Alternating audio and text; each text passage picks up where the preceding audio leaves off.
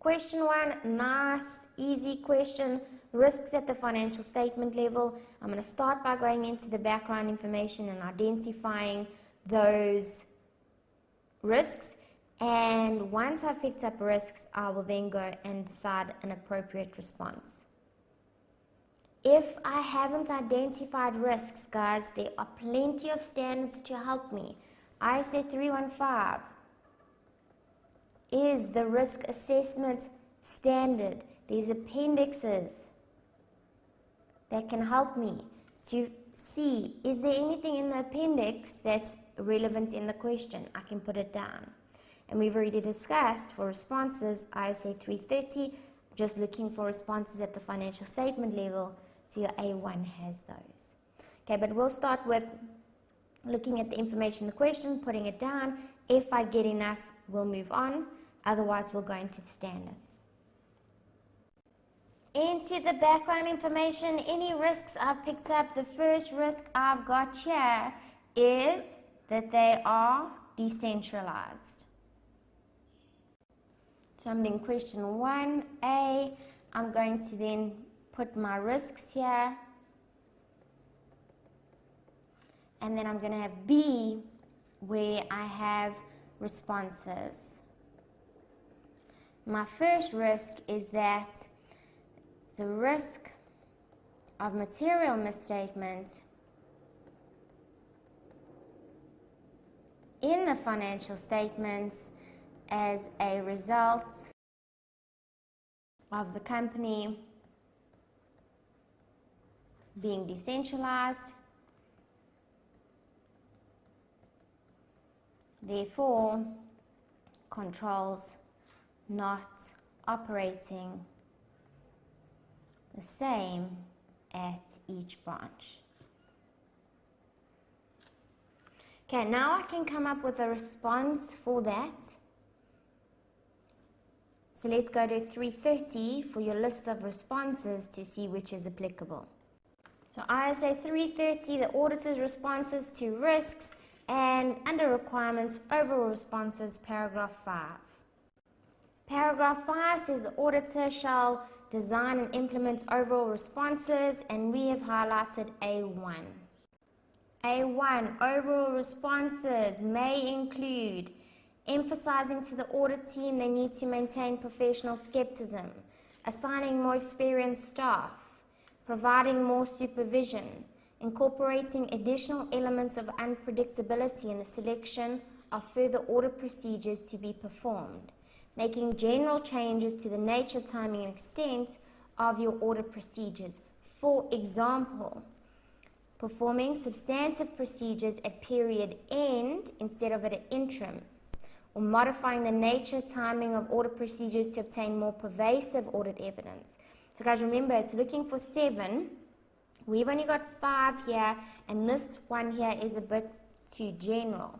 So you need to expand on the changes. There's one expansion there, forming more procedures at year end, and we should do more substantive.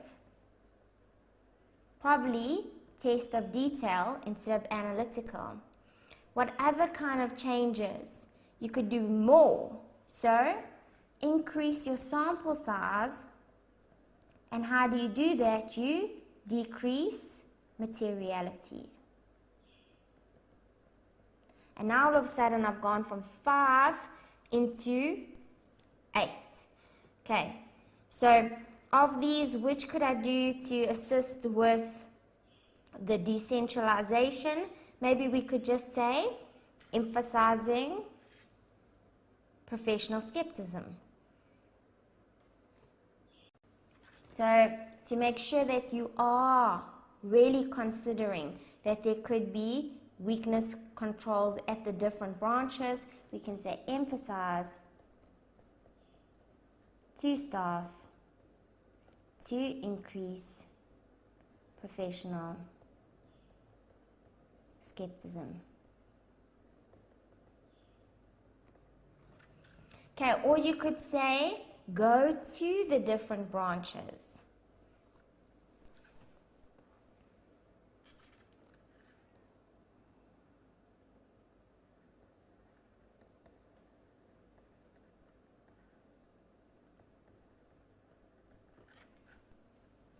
Moving on.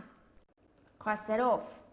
Next one I've got here, foreign regulations. So there's a risk of material misstatement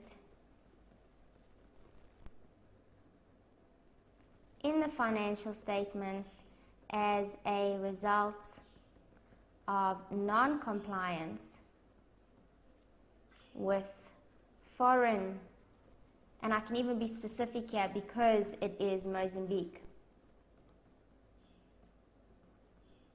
regulations due to their new operation. And let's look at a response. We've crossed that off. So maybe I want to get more experienced staff. So have more experienced staff, particularly with Mozambique regulation experience. Cross that off. I've then got an assertion level risk with regards to the revenue, so that's specific. So my next risk is the going concern. I've got a few things with regards to the going concern, so I'm going to put them all together. Okay, so we've got the challenges in the motor industry, we've got the dealerships that were closed for 3 months, and we've got the many more that are likely to close. I'm going to say the following could affect the ability to continue as a going concern, therefore affect the basis for the financial statement preparation. So I'm showing how that is a risk at the financial statement level. So dealership or the motor industry has experienced challenging conditions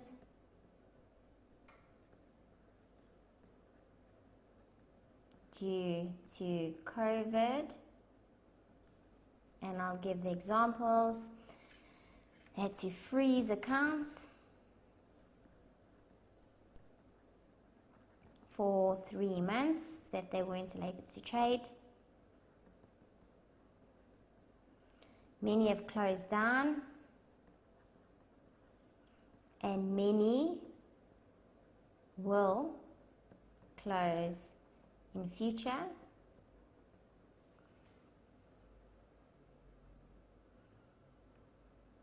So how can we respond? Maybe we should get more supervision.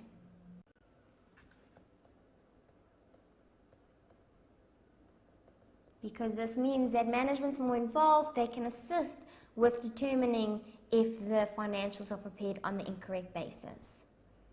Okay, and I've addressed my going concern risks.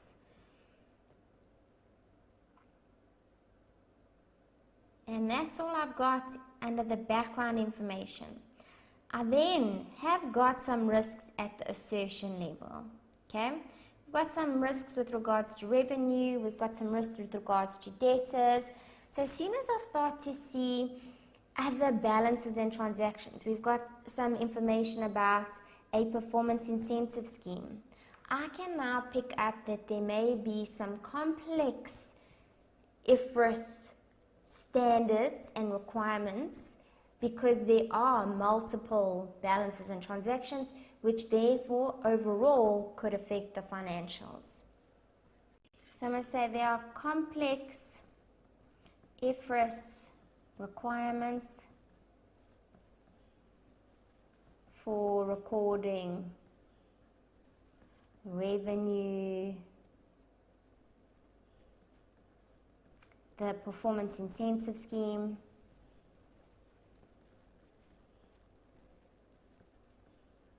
debtors,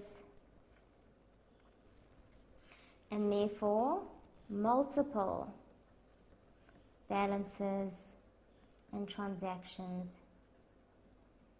could have errors. How can we address that? Maybe we're going to say perform more substantive procedures.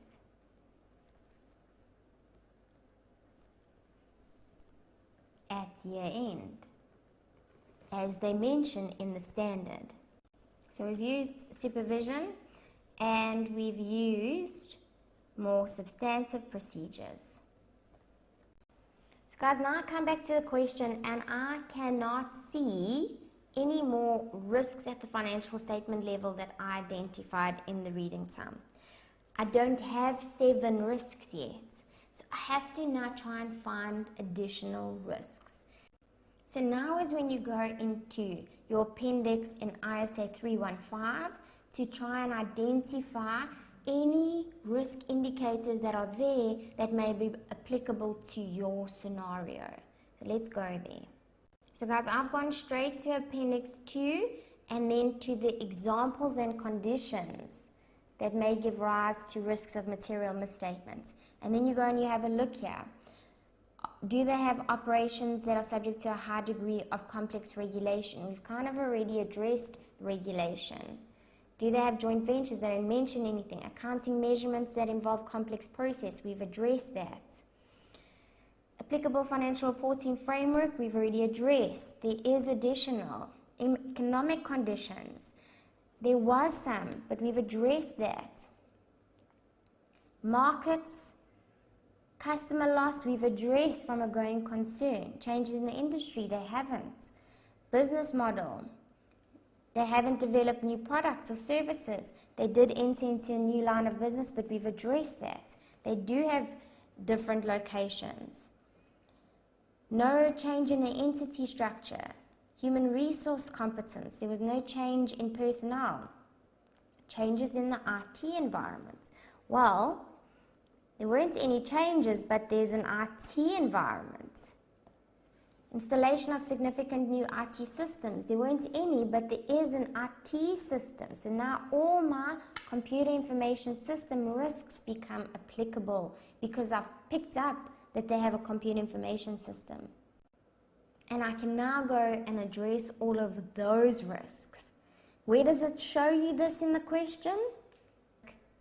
Is in the first 2 lines, or even in their name, internet cars. So when we looked at the revenue section, we picked up because there's an integration of the accounting systems, there's a risk. But trading over the internet, computer information system, first of all, there's a risk because they have a computer information system. But now they trade over the internet, so there's that additional risk of hacking and unauthorized changes to the system. Okay, which because their revenue streams straight from their websites, it will affect their revenue in their accounting records due to the integration. So although they don't discuss the integration here, there is the risk because they are over the internet. So I'm going to say the internet cars has a computer information system, and therefore there is a risk of material misstatement if it crashes, if it gets hacked, for viruses, if staff don't know how to use computer information system. You guys will obviously write that out. Okay, so now, how do we respond? Specifically to that, you would probably want to have people with IT skills, but we've already said get more experienced staff, so don't go and repeat one. Use something else. So maybe here's where we want to say, let's decrease materiality and increase our sample sizes so that we can identify if there is any hacking or antivirus or viruses that could have affected the completeness of their data. So I'm going to say decrease materiality so that you can increase sample sizes for testing to identify missing transactions or fictitious.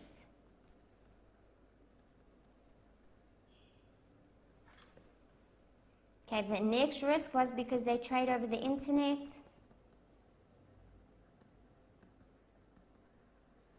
And so, once again, there could be security breaches, hacking.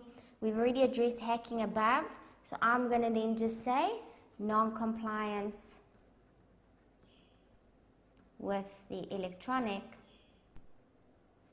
Communications and Transactions Act. We've discussed this before, guys. Whenever they trade over the internet, this risk is applicable. It comes up in your solutions, in your study guides, so you must add that because that is a legal, legislated law in South Africa. So how can they address that? We've done increasing sample size, decreasing materiality. So I would just go and say incorporate unpredictability in the selection of your further audit procedures to be performed.